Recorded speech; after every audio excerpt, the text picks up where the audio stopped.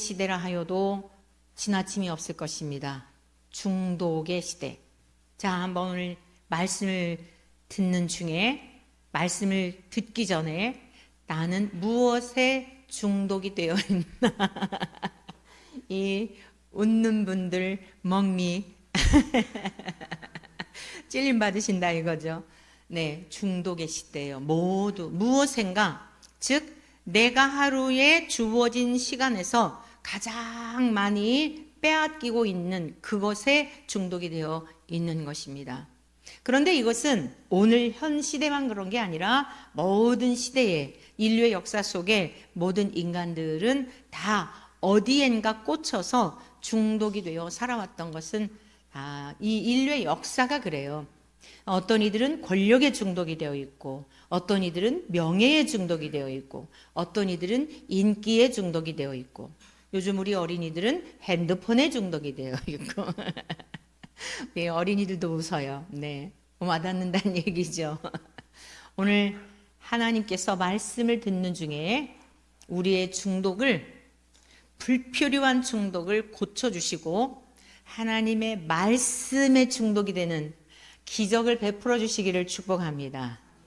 하나님의 말씀에 중독이 되면 게임 끝난 거, 인생 게임. 하나님이 마음껏 여러분들을 들어 사용하시고 거룩한 일을 위해 여러분이 속한 일터에서, 학교에서, 더 나아가 우리 대한민국을, 더 나아가 세계를 세우고 새롭게 하는 일에 하나님은 존귀히 사용하여 주실 줄로 믿습니다. 자, 그래서 오늘 우리가 왜 신앙생활을 잘하면서도, 심지어 목사님들도 왜 중독에 빠져서 이렇게 구별된 삶을 살지 못할까? 오늘 하나님의 말씀을 통하여 하나님이 우리에게 원하시는 것은 거룩한 삶, 하나님을 믿는 자들답게 구별된 삶. 거룩이라고 하는 것은 구별이라는 뜻입니다. 거룩이란 구별이라는 뜻인데, 이 세상 하나님 없이 살아가는 이들과 달리 구별된 삶을 살기를 원하시는데, 어떻게 우리가 구별된 삶, 거룩한 삶을 살 수 있을까? 말씀을 통하여 우리가 배움으로 끝나지 않고 나의 삶이 될 수 있기를 축복합니다. 첫 번째는 술 취하지 말라. 거룩한 성도로서의 삶을 위하여서 첫 번째 우리가 기억해야 될 것은 술 취하지 말라는 거예요. 그러면 여러분들은, 또 우리 술을 드시지 않는 분들은 나는 상관없네 라고 생각할 수 있어요. 그런데 여러분, 술 취하게 되면 어떻게 되죠? 혼미해지는 거예요. 혼미해지고 나의 이성, 나의 지각을 내가 마음대로 할 수가 없는 상태가 이르게 되죠. 술에 취하게 되면. 그래서 똑바로 걷고 싶은데 갈지자로 걷게 되고, 내가 화를 내면 안 되는 것을 아는데 기분 나쁘면 막 욕도 하고 화도 내고. 여러분, 술 취한다라고 하는 것은 혼미한 상태에 있다는 거예요. 꼭 우리가 어떤 음주를 해서만이 아니라 여러분의 정신을 혼미하게 하고 여러분의 마음을 빼앗아서 여러분의 지각과 이성을 내 마음대로 할 수 없는, 특별히 하나님을 믿는 백성으로서 하나님의 백성답게 살아야 되는데 그게 잘 안 되는 이러한 것들이 여러분 안에도, 비록 술은 안 마시지만 그러한 것들이 없는지 이 시간 성령님께서 깨닫게 하시는 은혜가 있기를 축복합니다. 그래서 술 취하게 되면 어때요? 술 취하게 되면 말도 함부로 하게 되고, 욕도 하게 되고, 걸음걸이도 반듯하지 않고, 다른 사람들에게 피해를 주고, 심지어 다른 사람들에게 생명을 앗아가는 일까지 이르면서도 무슨 일 했는지를 모른다라고 말합니다. 이게 술 취한 상태들이죠. 그래서 어떤 이들은 이렇게 말해요. 에이, 성경에 술 취하지 말라 그랬지 술 먹지 말라고 한 데가 어디냐. 조금 약주 정도로 밥 먹을 때 건강을 위해서 반주 정도 먹는 거 물론이죠. 여러분, 정말 건강을 위해서 요즘 보면은 음식물에 맛술, 소주, 냄새를 제거한다 그래서 그거 다 이렇게 사용하잖아요. 근데 문제는 무엇이냐? 어떤 그런 의도가 아니라 나의 정신을 혼미하게 하고 나의 육체의 쾌락을 위해서 의도 자체가 다른 이러한 것으로 시작하는 경우들이 대부분이라는 말씀이에요. 그리고 여러분 분명히 기억하셔야 될 것은 술 취하지 말라고 한 말씀만 있는 게 아니에요. 술 취하지 말라고 한 정도가 아니라요. 잠언 23장 31절에 보면 이와 같은 말씀이 있어요. 포도주는 붉고, 포도주가 붉은 색깔이잖아요. 잔에서 번쩍이며, 번쩍번쩍하니까 마음을 빼앗기게 되겠죠. 순하게 내려가나니. 그러니까 술 좋아하시는 분들은 이것을 마실 때 이게 막 너무 순하게 내려가면서 알딸딸하고 기분이 좋고 하니까 그걸 마시지 않겠어요? 너는 그것을 보지도 말지어다. 여러분, 술 취하지 말라고 한 정도가 아니라요. 그 술을 순하게 내려가고 남들이 이렇게 막 그러고 그러면 먹고 싶지 않겠습니까? 그런 자리에 아예 안 가는 것이 지혜인 줄로 믿습니다.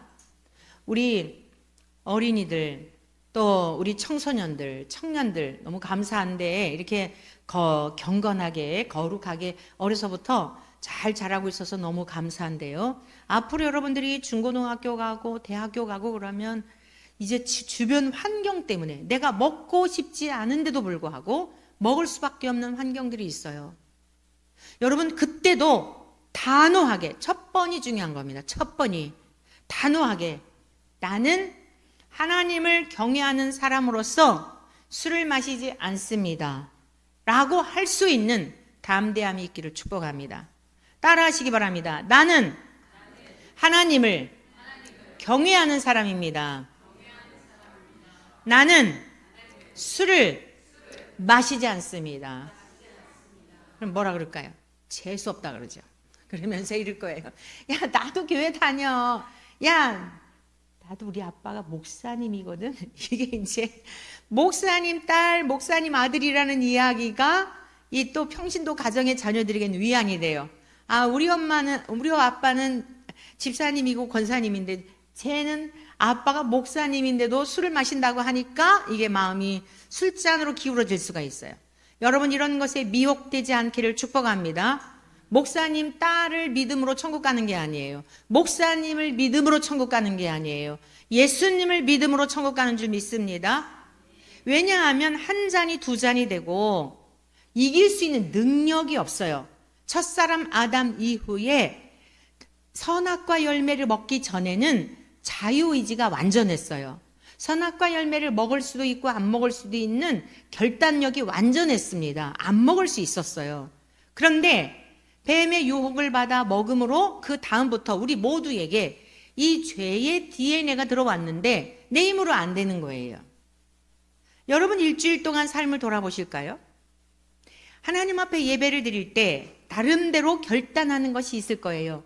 야, 내가 이번 주는 성내지 말아야지.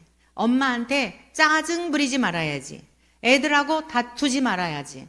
내가 어떤 환경에서도 온유하고 겸손하신 주님을 닮아야지. 우리가 무시로 결단하지 않습니까?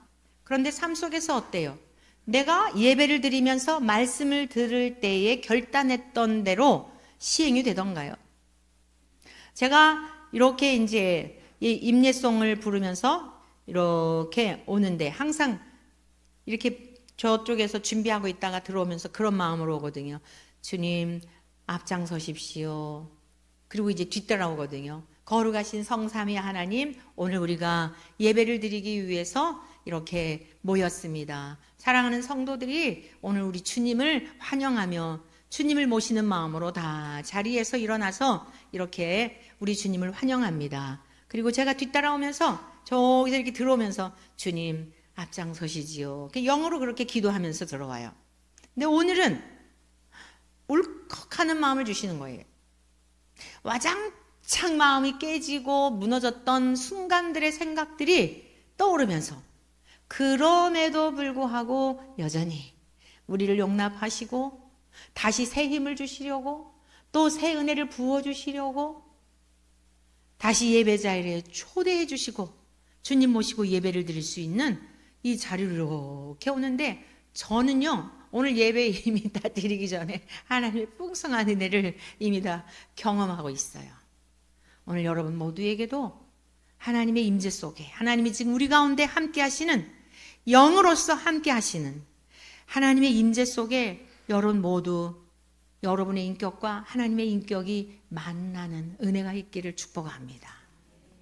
우리가 결심을 하지만 목회자인 저 자신도 어떤 상황과 환경 속에서 마음이 이렇게 마음이 어려울 때가 있더란 이야기예요. 여러분만 그런 게 아니에요. 그때 어떨까요? 치열하게 싸우는 거예요. 뭘 싸우죠? 마음을 지키기 위해서. 하나님을 향한 신뢰가 무너지지 않도록. 다른 싸움이 아니에요. 하나님을 향한 믿음이 흔들리지 않도록 계속 마귀는 막 생각을 통해 속살거리는 겁니다. 이 생각을 물리치려고 하는데도 계속 부정적인 생각, 오만 생각이 우리의 마음을 막 흔들어요. 그런데 내 마음을 빼앗기지 않으려고. 어떤 때는 내 마음이 빼앗긴 듯해서 좌절하기도 하고, 그냥 마음이 좌절이라는 게 다른 거 없어요. 늘 기뻐서 늘 하나님을 찬양하고 얼굴도 해맑고 이래야 되는데 그냥 이렇게 애들 삐진 것처럼 입이 대빨 나와서 불어터지는 것처럼 그렇게 입을 이러고 다니지는 않지만 영혼의 상태가 그런 그늘질 때가 있더란 이야기예요. 그럼에도 불구하고 하나님은 우리를 버리지 않으시고 다시 잘했어, 잘 이겼어. 오늘 예배 자리에 나온 여러분들을 이렇게 기쁨으로 안아주고 계시는 줄로 믿습니다. 그 풍성하신 하나님의 사랑의 품 안에서 누리시는 시간이 되시기를 축복합니다. 이것이 우리가 이 땅에 살아가면서 늘 영적으로 싸우고 다시 일어나고 하는 순간들이에요. 근데 하나님의 사람들이 그 시간들은 괴롭거든요. 그러니까 당장 눈에 보기에 좋은 거 잊고 싶은 거예요. 어떤 괴로운 순간이 있잖아요. 그걸 잊기 위해서 술을 찾아갈 때, 술을 마실 때 문제가 뭐죠? 여러분의 문제는 그대로 있는 거예요. 그리고 또 다시 술이 깨고 나면 어떻게 되죠? 또 괴로운 거예요. 여러분 각자의 삶의 정황 속에 문제가 있는데 그 문제 때문에 마음이 무너지고 하나님을 향한 신뢰도 깨지고 마음이 낙심이 되고 일일이 다 구구절절히 말은 안 해도 여러분의 마음이 지옥과 같은 상태가 있는데 당장 술을 마시고 나면 그걸 잊게 되니까, 자, 그때는 좋았는데 어떻게 돼요? 또 시간이 지나고 정신이 들고 하면 그 문제가 또 있잖아요. 그럼 어떻게 되죠? 또 다시 마시게 되죠. 그래서 중독에 빠지는 거예요. 이 잠언은 솔로몬이 지혜의 왕이잖아요. 하나님의 백성들을 어떻게 살아가야 할지에 대한 지혜를 우리에게 가르쳐주고 있는데 내가 다 누려봤다 이거예요. 그런데 술 취하지 말라? 아니, 붉은 술이 내려가는 것 보지도 말라. 그러려면 어떻게 해요? 우리 사랑하는 어린이들에게, 청소년들에게, 청년들에게, 우리 사랑하는 원천의 모든 가족들에게 믿음의 귀한 동역자들, 믿음의 친구들을 만나기를 축복합니다. 친구들이 모여서 술잔이 내려가는 거 10명이 모였는데 9명이 그걸 마시고 있는데 여러분 다 혼자 안 마시는 거 정말 힘든 일이에요. 그렇지 않겠습니까? 5명이 앉아있는데 나 혼자만 안 마시는 것도 힘들고 3명이 앉아있는데 2명이 마시고 나 혼자 안 마시는 것도 힘든 일이에요. 왕따 당하는 느낌, 무엇인가 유별난 것 같이 느껴지고 초라하게 느껴지고 다 저렇게 거쳐오면서 경험된 일이에요. 여러분, 구별된 삶을 살기 위해서 붉은 술이 내려가는 거 보지도 말라라고 하였는데 마시지도 말라 정도가 아니라 그거 내려가는 거 보지도 말라는 거예요. 왜냐? 자꾸 그거 보게 되면 유혹을 받게 되고 괜히 갈등하게 되고 안 해도 되는 기도를 드려야 되는 거잖아요. 그 얼마나 복잡하겠어요. 그러한 자리에 가지 않는 것이 여러분 지혜인 줄로 믿습니다. 시편 1편 뭐라고 말씀하고 있어요? 복 있는 사람은 악인들의 그 생각, 계략 이런 것들을 따르지 아니하며 죄인들의 길에 서지 아니하며 가는 길에 졸졸졸 같이 가지 말라는 거예요. 오만한 자들의 자리에 앉지 아니하고. 그러니까 우리가 우리의 정신을 혼미하게 하고 마음을 빼앗게 하고 하는 이런 일들, 이러한 자리에는 안 가는 것이 복인 줄 믿습니다. 그래서 이렇게 순하게 내려가는 그것을 보게 되면 어떻게 되냐? 마침내 뱀같이 물 것이요. 뱀에게 물리면 어떻게 돼요? 독사에게 물리면 그 독이 들어와 죽는 거예요. 그 술이 너를 죽이게 된다는 겁니다. 영혼을 마비시키게 된다는 거예요.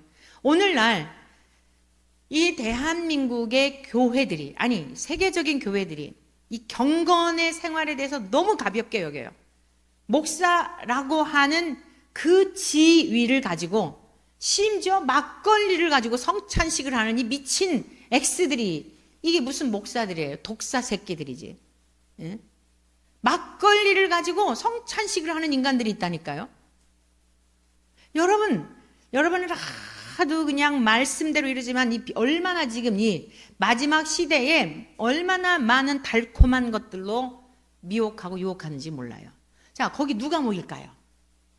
우리 교회 원천교회 가니까 술 취하지 말라, 술 내려가는 거 보지도 말라, 교회를 딱 왔는데, 술을 너무 좋아하는 사람이 교회를 딱 왔는데 그 설교를 들을 때 다음에 오고 싶겠습니까? 근데 어느 날 어디 교회를 갔더니 성찬식을 하는데 이거 곡주다. 응? 하나님이 만드신 곡물을 가지고 만든 거니까 이거 가지고 성찬식한 얼마나 마음의 위안이 되겠습니까? 어느 교회를 가겠어요? 성도 여러분, 우리가 가는 길은 좁은 길이에요. 하나님의 말씀대로 믿고 말씀대로 따르고 말씀대로 순종하며 가야 생명의 길 갈 줄로 믿습니다. 그 다음에 마음도 그냥 아주 구부러지고 갈짓자로 걷게 되고 나중에는 바다 가운데 누운 것 같이 된다는 거예요. 이 술을, 그 붉은 술이 내려가는 것으로 끝나는 게 아니라 반드시 이제 그게 유혹을 받아 마시게 될 텐데 바다 위에 동동 떠 있는 것처럼 돛대 위에 누운 자 같을 것이다. 이렇게 우리의 마음을 빼앗는다는 것입니다. 사랑하는 성도 여러분, 심지어 이렇게 말씀하고 있어요. 잠언 23장 35절인데 네가 스스로 말하기를, 술 취한 자가 말하는 거예요. 사람이 나를 때려도 아프지 아니하고 나를 상하게 하여도, 자존심 상하게 하든지 나를 여러분 술 취한 아저씨 보면은 어때요? 인격적으로 그렇게 하게 돼요? 아니면 그 아저씨가 와가지고 이러고 이러면 아이들일지라도 아저씨 왜 그래요? 이러고 그러지 인격적으로 대우하게 되나요? 그 이야기예요. 술에 취하게 되면 감각이 없고 나에게 상처를 줘도 나 상처받지 않아 이런다는 겁니다. 내가 언제나 다시 깰까? 깨게 되면 내가 또 다시 술을 찾겠다. 중독이 된다는 거예요. 자, 오늘 술에 대한 거 말씀드렸지만 여러분의 정신을 혼미하게 하는 그것, 꼭 술이 아니어도 여러분의 정신을 혼미하게 하는 그것 끊는 은혜가 있기를 축복합니다. 거룩한 성도의 삶, 우리에게 끊어야 될 게 있어요. 누구에게든지 다 있어요.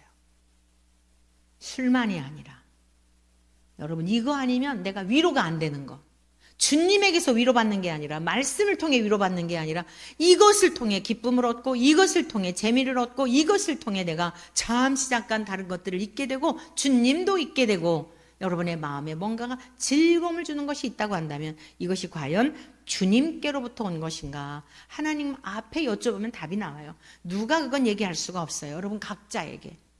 그래서 오늘 저와 여러분들이 우리의 마음 중심에 입술로만 주님이 아니라 진심으로 주님을 섬김에 있어서 해가 되고 주님과 우리와의 관계에 가로막혀 있는 것들이 있다고 한다면 그 모든 중독들을 다 치우게 되는데 우리의 힘으로 안 되니까 하나님의 거룩하신 성령의 권능으로 치유해 주시고 회복해 주시는 은혜가 있기를 축복합니다. 두 번째는 방탕한 삶을 멀리해야 합니다. 자, 여기 본문 말씀 같이 보시겠습니다. 술 취하지 말라. 이는 방탕한 것이니, 술 취하는 것이 방탕한 것이라는 거예요. 자, 술에 취하게 되면 기분 좋다 그랬죠? 힘들고 어려운 순간도 있게 된다 그랬죠? 그래서 그걸 자꾸 마신다 그랬잖아요? 근데 이 방탕이라고 하는 것은요, 방탕하지 말라. 단순히 술만이 아니에요. 술 취하지 않는 것은 당연한 것이고, 두 번째, 방탕한 삶을 멀리해야 돼요. 방탕이라고 하는 것은 무슨 뜻인가 하면 아끼지 않는다는 뜻이에요. 아끼지 않는다. 여러분들이 물질을 씀에 있어서 하나님 앞에 드리는 것은 아까운데 헌금을 드리는 것은 계산이 되는데, 내가 이것을 위해서는 계산이 되지 아니하고 아낌없이 쓰는 그 무엇은 없으신가요? 그런데 그것이 생산적이고 창조적이고 자신에게도 유익이 되고 타인에게도 유익이 되고 하나님께도 영광이 되는 것이라면 너무 좋은 일이에요. 그런데 과도하게, 지나치게, 아끼지 않고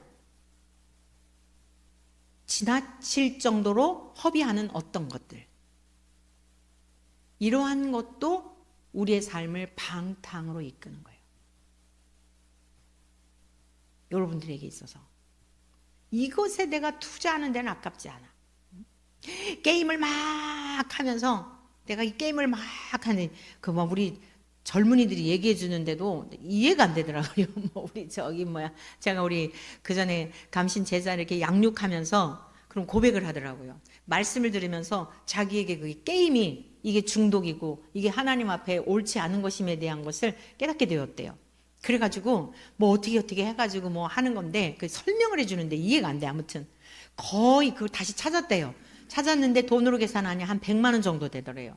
그래갖고 이것을 어떻게 쓸까 하다가 올 가정의 달을 맞이해서 부모님께 용돈을 드리기로 작정을 하고 그것을 싹 끊었다 그러더라고요. 여러분, 하나님의 말씀은 우리를 방탕하게 하는 것으로부터, 그게 이제 점점점 확장되면 어떻게 되죠? 도박이 되고 카지노 같은 데 가게 되고, 그 작은 거, 처음에 다 작은 것부터 시작되는 거예요. 그래서 나중에 방탕한 삶을 살게 되고 가정에서도 그냥 다 가정도 해체되고 이러는 것입니다. 여러분, 누가복음 15장에 보면 그 돌아온 탕자를 반겨 맞으시는 아버지의 그 내용이 나오잖아요. 근데 거기에 이런 내용이 나와요. 아들이 아버지하고 함께 살았어요. 아버지의 것을 가지고 부족함이 없이 살았어요. 근데 아버지만 떠나면 좋겠는 거예요. 내가 혼자 마음대로 한번 독립적으로 살아보고 싶은 이 생각이 있는 거예요. 괜히 아버지하고 함께 사니까 내 자유가 박탈당하는 것 같고 억압되는 것 같은 이런 생각이 드는 거예요. 그래서 아버지한테 얘기를 했어요. 아버지 유산 어차피 언젠가 저 줄 거잖아요. 그러니까 그 유산 저에게 좀 미리 주시면 안 돼요? 라고 요청을 했어요. 그래서 아버지가 또 아들이 조르니까 뻔히 알아요. 이 아들이 그 유산을 가지고 허랑방탕하여 다 허비하고, 그리고서는 머리끝부터 발끝까지 비참한 존재가 될 것을 알면서도 주세요. 그래서 이 아들이 아버지로부터 많은 유산을 물려받아 가지고 먼 나라에 가서 막 여자애들하고 술 친구들하고 여러분 돈 모으는 거는 어렵지만 쓰는 것은 순식간인 거 아시죠? 다 허비했어요. 허랑방탕했다 그랬어요. 다 허비하고 가만히 생각하니까 이제 굶어 죽게 생긴 거예요. 그래서 이제 돼지 치는데 취직을 해가지고 돼지가 먹는 쥐염 열매를 먹는데 너무너무 비참한 거예요. 이제 생각나는 거예요. 우리 아버지 집에는 품꾼들도 일꾼들도 하인들도 잘 먹는데 내가 지금 이 뭐 하는 짓인가. 그리고서는 내가 아버지께로 돌아가야 되겠다. 잘못했다. 이거 내가 방탕한 삶을 살았구나.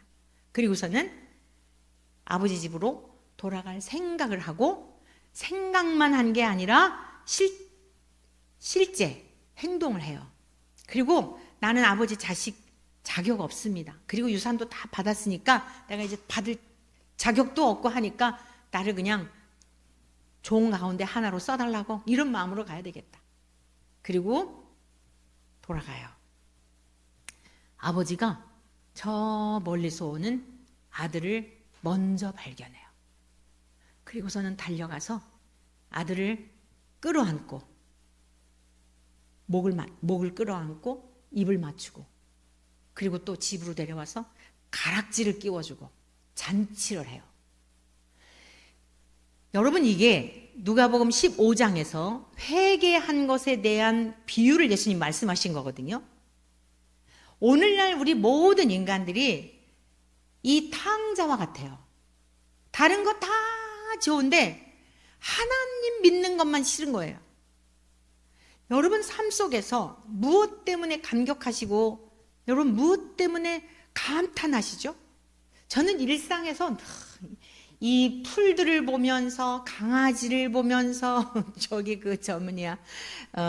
제 노트북을 켜게 되면 그 무슨 새인지 모르겠어요. 이름 모를 새인데 바탕화면에 막 커다란 게 이러고 쳐다보고 있어요.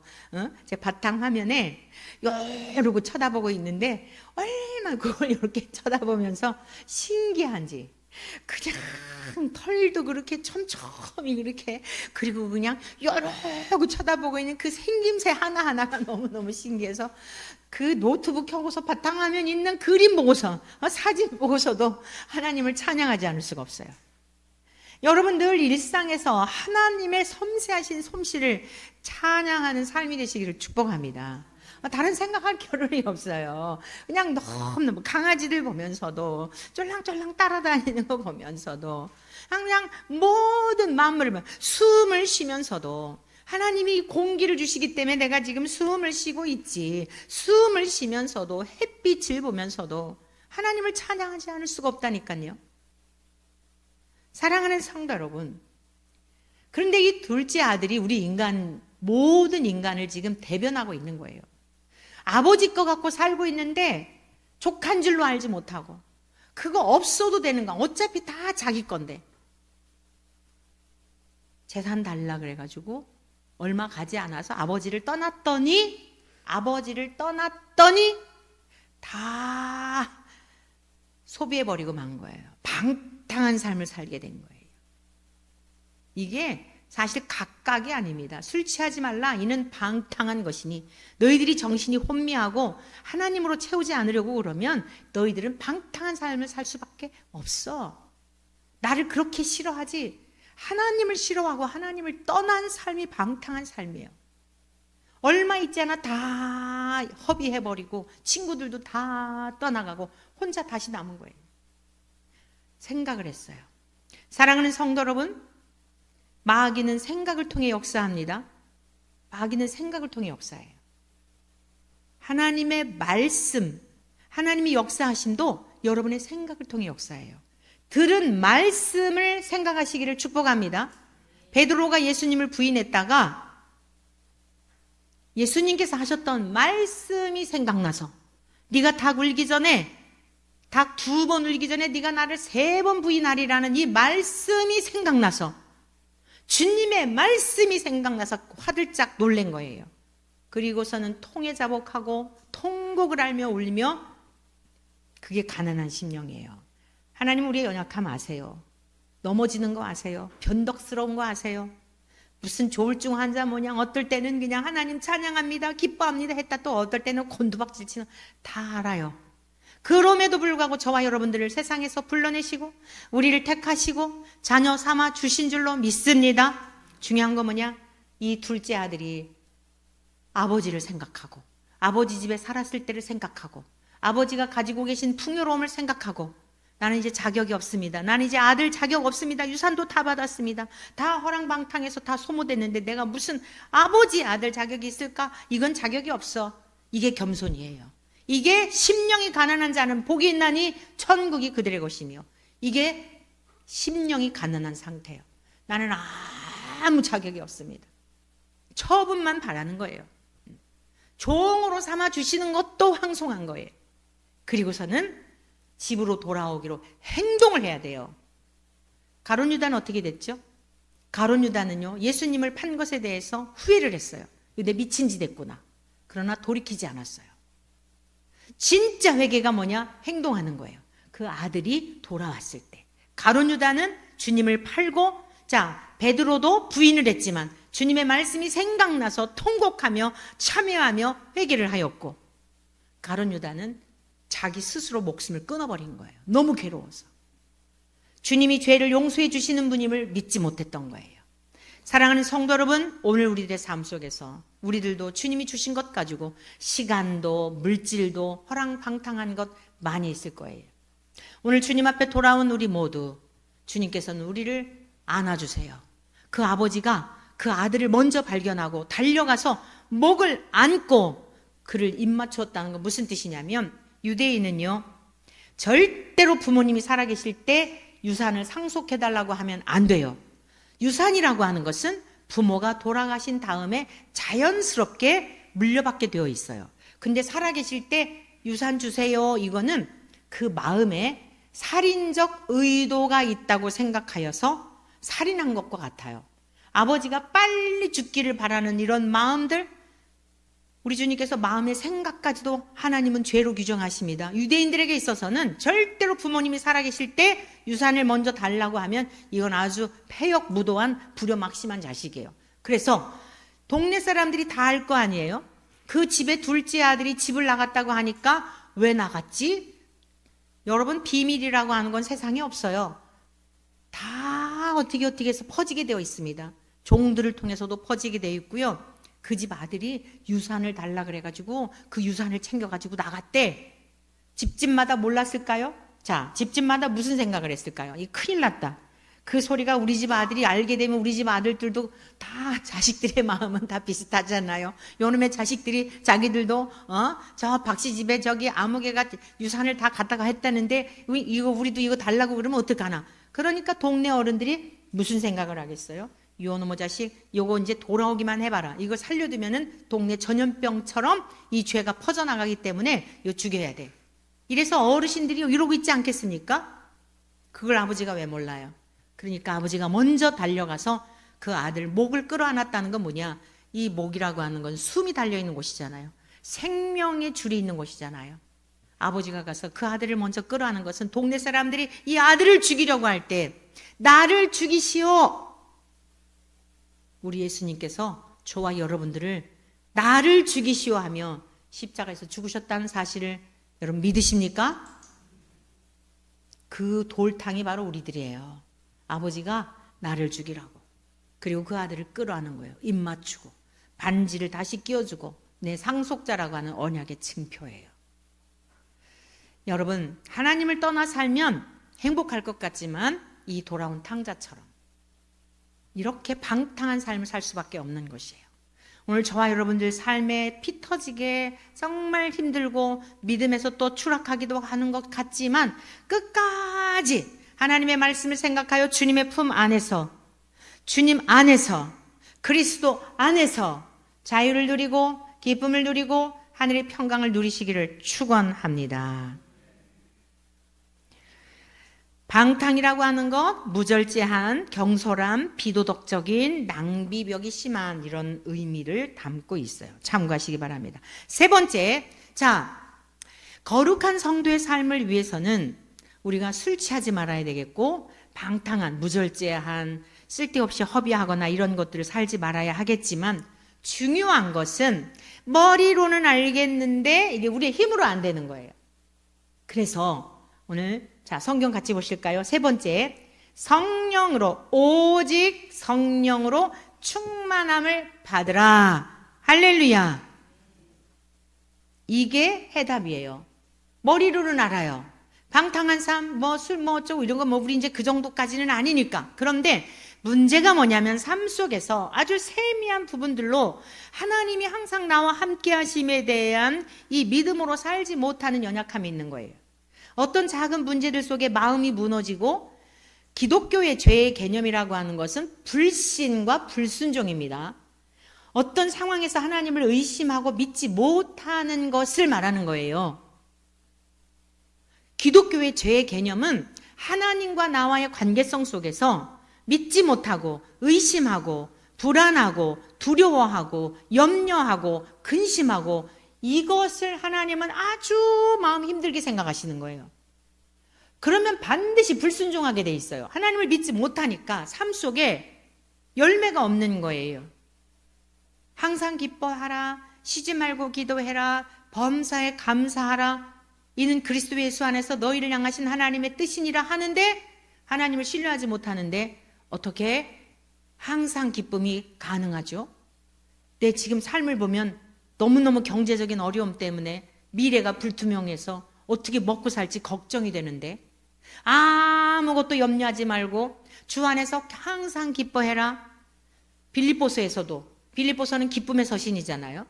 주 안에서 기뻐하라. 내가 다시 말하노니 기뻐하라. 아무것도 염려하지 말고 오직 모든 일에, 너희들의 삶 속에 있는 모든 일에, 결혼을 앞둔 젊은이들은, 우리 학생들은 대학을 어디를 가야 될지, 이제 중학생인데 뭐 대학 걱정을 해. 이제 초등학생인데 뭘 전공할지를 왜 걱정을 해. 하나님의 말씀으로 어려서부터 잘 기름을 받으면요, 주님이 인도해 주십니다. 믿습니까? 요즘 우리 청소년들이 아주 초등학교 때부터 어디 대학을 가려고, S대학을 가려고 오지도 않은 미래에 대해서 부질없는 걱정들을 하는 거예요. 우리 자녀들을 건강하게 바르게 잘 지도하는 것 말씀밖에 없는 줄로 믿습니다. 아무것도 염려하지 말고 오직 모든 일에, 어린이들도 다 해당이 되는 거예요. 청년들도 해당이 되고 노년도 해당이 되는 거예요. 죽을 때까지 다 해당이 되는 거예요. 모든 일에 오직 기도와 간구함으로 감사함으로 너희 아랠 것을 아뢰라 이러셨거든요. 그리하면 모든 우리의 삶에 있는 모든 것, 정서적인 면, 경제적인 면, 가족의 관계, 미래의 문제 다 포함되어 있는 거예요. 건강의 문제, 지각에 뛰어난 하나님의 평강이 다 알고 계신다는 겁니다. 우리가 뭐가 필요한지. 하나님의 평강이 너희 마음과 생각을 지키시리라. 행과 불행이 어디 있어요? 여러분, 행과 불행이 어디 있죠? 어린이들도 행복하다라고 생각하고 불행하다 생각할 때가 뭘까요? 마음에 기쁨이 있느냐, 기쁨이 없느냐예요. 어른들도 마찬가지예요. 내가 지금 기쁘냐, 불안하냐, 두려우냐에 따라서 기쁘면 천국이고 불안하고 두렵고 염려하고 근심하면 지옥을 사는 거예요. 에덴 동산에서 살았던 게 무슨 뜻이죠? 기쁨의 동산에 살았다는 뜻이에요. 하나님 안에서. 오늘 여러분의 삶이 어떻든지 기쁨으로 충만하고 하나님의 영으로 충만하고 하나님의 마음으로 충만하면 그게 에덴 동산에서 쫓겨나기 전의 상태에 그 기쁨을 누리는 거예요. 근데 이미 쫓겨나서 우리가 죄의 DNA가 왔는데 그리스도 안에서 다시 하나님께로, 하나님 안에서 이 기쁨을 회복하여 주신 줄로 믿습니다. 오직 성령의 충만을 받으라 그랬어요. 주님께서 가르쳐 주신 내용 가운데 우리가 꼭 기억해야 될 게 있어요. 누가복음 11장에 보면 기도에 대해서 가르쳐 주셨거든요. 주님이 이렇게 말씀하셨어요. 내가 또 너희에게 이르노니. 우리 주님이 하신 말씀 성경 찾아보세요. 누가복음 11장 9절 이하의 말씀입니다. 내가 또 너희에게 이르노니 구하라 그러면 너희에게 주실 것이요, 찾으라 그러면 찾아낼 것이요, 문을 두드리라 그러면 너희에게 열릴 것이니 구하는 이마다 받을 것이요, 찾는 이는 찾아낼 것이요, 두드리는 이에게는 열릴 것이니라. 그러면서 예를 드시는 거예요. 너희가 악할지라도 좋은 것을 자식에게 줄 줄 알지? 너희들 수고 왜 해? 자식에게 좋은 거 주려고 그러잖아. 하물며 너희 하늘 아버지께서 구하는 자에게 무엇을? 구하는 자에게 무엇을요? 성령을 주시지 않겠느냐. 여러분, 공관복음에 나타난 말씀 가운데 누가는요, 성령을 구하라고 말씀하고 있어요. 우리들이 굉장히 하나님의 말씀을 왜곡하는데 구하라 그랬으니까, 찾으라 그랬으니까, 두드리라 그랬으니까, 내가 실력은 안 되는데 저 서울대학 꼭 보내주세요. 그리고서는 이제 서울대학을 목표로 공부는 안 해. 또 잘 거 다 안 자고 놀러 다닐 거 다 놀러 다니고, 그리고서는 막 열심히 기도를 했다는 거예요. 서울대학 보내달라고. 구하라 그러면 주신다 그랬으니까, 찾으라 그러면 찾아내고, 두드리라 그랬는데 그 서울대학 문이 막 엄청 두꺼운데 내가 그 꿈을 가지고 기도했으니까 하나님이 그 들어가게 해주셔야 되잖아요. 그런 하나님 아니에요. 서울대학 가고 싶으면 그 학교가 원하는 실력에 맞게 노력을 해야지. 그걸 구하라는 게 아니라 성령을 구하라는 거예요. 사업하는 분들 그냥 과도하게 욕심을 부리면서 그냥 그래 놓고 내 기도 안 들어줬다고. 과거에 어떤 분이 저에게 상담을 왔어요. 잠을 못 잔대. 어디 우리나라의 최고 큰 교회 다니는 집사님이라고 그랬어요. 아파트를 7개를 샀대. 7개. 응? 뭐라 그러지? 영끌이라 그래요? 막 영혼까지 다 해가지고 막 돈을 막 여기 다 대출 받을 때 막 주변인들에게 빌릴 거 다 빌릴 만큼 빌려가지고 아파트 7채를 샀는데 이게 막 내려간다는 거예요. 걱정이 돼가지고 막 잠이 안 온다는 거예요. 하나님이 왜 이렇게 자기에게 고난을 주시는지 모르겠다는 거예요. 여러분, 그건 고난이 아니에요. 탐심은 우상숭배예요.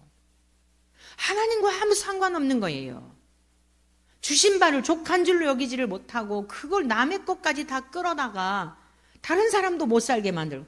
지금 대한민국의 교인들이 다 정신이 나갔어. 정말 그런 거 구하라는 게 아니에요. 아니, 성경에 구하라 그랬잖아요. 아니, 구하면 주신다 그랬잖아요. 사랑하는 성도 여러분, 성경대로 믿더라도 앞뒤 문맥을 좀 살펴보면서 주님이 무슨 의도를 가지고 이런 말씀을 했는지를 말씀대로 믿으시기를 축복합니다. 성령을 구하라는 거예요. 그랬더니 또 요즘 이 시대는 또 막 신비주의, 성령이 임하시면 뭐 방언을 하고 예언을 하고 무슨 막 별하별 체면, 여러분 이런 거에도 속지 마시기를 바랍니다. 성령님은 하나님의 영, 그리스도의 영, 성령 같은 분이에요. 하나님은 보이지 않아요. 영이시고 신이시기 때문에. 성자 예수님은 이 땅에 33년 동안 잠깐 보이셨어요. 이 땅에 오셔서 뭘 보이셨냐면 보이지 않는 하나님이 어떤 분인지를 하도 우리가 못 믿으니까, 그리고 우리의 죄의 문제가 있으니까 하나님과 똑같이 죄가 없는 분이고 완전하신 분이고 세상이 창조되기 전부터 계셨던 분인데 하나님 한 분이에요. 그런데 육체를 입고 아들로서 하나님이 영이시니까 신이 하나님이 그 자리를 버리고 이 땅에 오시면 마귀가 그들 에헴 할 거 아닙니까? 그러니까 영이신 하나님이 또 영은 죽지 않아요. 그러니까 하나님과 똑같은 죄가 없고 완전하시고 거룩하시고 사랑이시고 우리 모두를 꿰뚫어 보시고 세상을 창조하신 능력이 똑같은, 심판하시는 능력이 동일하신 아들을 보내주신 거예요. 그래서 하나님이 어떤 분인지를 드러내신 거예요. 예수님이 오셔서 하나님을 드러내신 거예요. 죽은 자를 살리시고 바다 위를 거니시고 아이가 먹을 양식으로 수천 명 수만 명 먹이시고, 하나님이 세상을 창조하신 능력이 예수님 아들 예수님에게도 있구나, 이걸 보여주신 거예요. 그런데 사람들은 거기 전혀 관심이 없었어요. 하나님께 관심이 없었던 거죠. 먹고 사는 거에만 관심이 있었어요. 그리고서는 이제 우리가 못 믿는 걸 아시고, 하나님은 지혜의 신이니까 우리가 구원 얻을 수 있는, 예수님을 믿으면 죄 용서받잖아요. 예수님을 믿으면 하나님의 자녀가 되잖아요. 하나님 나라를 상속받잖아요. 그 길을 다 열어놓으시고, 그래서 예수님이 내가 길이요 진리요 생명이라고 말씀하신 거예요. 그렇게 완벽하게 너희들이 죽어도 다시 죽지 않아, 내가 부활한 것처럼 영혼 육 전 존재적으로 다시 살아, 그 보여주시고 40일 동안 이 땅에 계시다가 하늘로 가셨어요. 하늘로 가신 다음에 우리 또 내버려두면 이 마귀 새끼가 또 우리들을 다 유혹하잖아요. 그러니까 하나님과 동일하신, 예수님과 동일하신 성령님을 보내주셔서 이 기록된 하나님의 말씀을 믿는 자들 속에, 인격 속에 함께 하시는 거예요. 할렐루야. 그래서 하나님의 성령님 우리 안에 계시게 되면 가장 먼저 죽었던 자가 딱 눈을 뜨게 되니까 보게 되잖아요. 이 세상을, 죽었던 자가 살아나면은 당장 눈앞에 있는 거 볼 거 아니에요? 성령님이 우리 안에 계시면 뭘 보게 되냐면, 와, 내가 이렇게 죄인이구나. 와, 난 지옥 갈 수밖에 없구나. 이야, 진짜, 와. 이게 성령님이 가장 먼저 하시는 나의 죄를 보게 하시는 거예요. 착하다고 사람들이 칭찬해서 그런 줄 알았는데 다 내가 속고 살았구나. 하나님의 은혜구나. 내가 지금까지 산 것도 하나님의 은혜구나. 세상을 바라보는데 그 깨달아지게 되면 너무 아름다운 거예요. 지루했던 공간, 삶이 재미없었는데 너무 아름답게 느껴지는 거예요. 찬송이 나오는 거예요. 기도가 나온다. 예수님이 나 때문에 죽으셨구나. 이게 믿어지는 거예요. 머리로만 알았던 게, 와, 나 같은 죄인을 위해서 죽으셨다니 내 인생 어떻게 살까? 아니, 그분이 은인이신데 나의 생명의 주가 되시는데 어떻게 나를 위해 살아? 내 인생 다 걸게 하는 거예요. 할렐루야. 이게 성령의 충만이에요. 이게 성령님이 오셔서 하시는 일이에요. 그리고 장차 받게 될 심판을 생각하니까 함부로 살 수가 없는 것입니다. 오늘 여러분들에게 이 성령의 충만의 의미를 좀 자세하게 좀 더 말씀드리겠어요. 이 성령의 충만을 받으라라고 하는 것은 가득 차게 하다 이런 뜻이에요. 채워 넣다, 갖추다. 그러니까 성령님에 가지고 뭐 바들바들 떨고 무슨 뭐 하고 이 헛된 것에 속지 마시고 성령의 충만을 받으라 그랬잖아요. 우리 주님께서 부활하시고 난 다음에 제자들에게 나타나셔서 성령을 받으라 이렇게 말씀하셨어요. 평강이 있을지어다 라고 말씀하시며 죽음에 대하여 두려워 떨고 있는 제자들에게 나타나셔서 평강이 있을지어다 라고 하시며 성령을 받으라 하고 후 하고 숨을 내쉬셨어요. 사랑하는 성도 여러분, 이 성령을 받는다는 것, 성령의 충만을 받는다는 게 무슨 뜻이냐면 갖추다, 수행하다, 진실임을 증명하다, 성취하다, 완성하다, 공급하다, 충분히 타오르다 이런 뜻이에요. 근데 이 단어는요 어디에서 유래가 되었냐면 영향을 주다, 공급하다. 그러니까 누군가 나에게 공급해 주셔야 채울 수가 있고 누군가 나에게 공급해 주셔야 그것을 가지고 무엇인가를 이루다 이런 뜻이거든요. 이룰 수가 있는 거예요. 우리의 힘으로는 거룩한 삶을 살 수가 없다는 뜻이에요. 하나님이 성령님을 예수님도 보내주셨듯이 성령님을 오늘 이 시간 여러분들 속에 충만하게 가득 채우다 이 뜻이란 말이에요. 성령의 충만은 가득 채우다 이 뜻이에요. 하나님의 생각으로, 하나님의 마음으로, 하나님의 사랑으로, 하나님의 공의로 가득 채우게 될 때에 여러분 공급하다, 다른 사람들의 필요를 채워주는 그게 흘러가는 거예요. 제가 이렇게 충만에 대한 걸 이런 비유를 하잖아요. 물이 이렇게 컵에 담겨 있을 때는 자꾸 소모적일 수밖에 없어요. 마시는 대로 줄어들어요. 근데 밑에서부터 이게 샘물이라고 한다면 계속 흘러 넘치게 되어 있어요. 아무리 막아도 흘러 넘치게 되어 있어요. 자, 여기에 이건 지금 투명 유리니까 그렇지만 투명 컵이니까 그렇지만 이것이 보이지 않는 것이라고 한다면 이 안에 무엇이 있는지를 몰라요. 근데 흘러 넘치게 되면 아무리 이게 투명한 게 아니고 색깔로 다 이걸 가리울지라도 이 안에서 흘러나오는 것이 무엇인지 그냥 자연히 알게 되어 있어요. 여러분 앉아 있는 데서 이거 알게 되어 있어요. 근데 제가 이것을 이렇게 가리고 여러분 여기에 뭐가 들어있을까요? 라고 물으면 여러 대답이 나올 거예요. 콜라요, 사이다요. 여러분 나름대로 다 자기의 소견에 오른 대로 얘기할 거예요. 근데 이게 딱 밝혀지게 되면 계속 물이 흘러나오면 설명할 필요가 없는 거예요. 이게 충만의 상태예요. 하나님의 성령이 우리 안에 우리의 생각과 지각과 이성과 말씀에 근거하여 우리를 사로잡으면 우리의 삶으로 흘러갈 수밖에 없어요. 우리의 삶으로 나타낼 수밖에 없어요. 그래서 빛의 열매를 맺게 되고 착하고 의롭고 진실한 주님의 열매를 맺게 되고 성령의 9가지 열매를 맺게 되고 그래서 그 사람이 진실한 그리스도인임에 대한 것이 증명이 되는 거예요.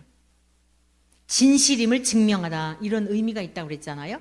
성령의 충만을 받으라라고 하는 것은 저 사람 진짜 백이야, 진짜 예수쟁이야, 전 진짜 예수님을 믿는 사람이야 라고 하는 것을 증명하게 되는 거예요. 뿐만 아니라 공급을 우리가 먼저 받게 되면 다른 사람에게 공급하게 되어 있어요. 할렐루야. 그런데 성령에 충만한 자들이 많지 않아요. 성령을 잘못 곡해하고 오해하고 오히려 영혼들을 미혹해요. 성령의 충만은 공급하다, 가득 채우다. 다른 사람들의 피로를 채울 때 하나님이 나와 함께 하심을 여러분들은 경험하게 될 거예요. 계속적으로 하나님의 역사가 계속되어 땅끝까지 복음이 전파되어 주님 오심을 준비하는 그런 일에 쓰임받는 우리 사랑하는 원천의 모든 가족들이 되시기를 주의 이름으로 축원합니다.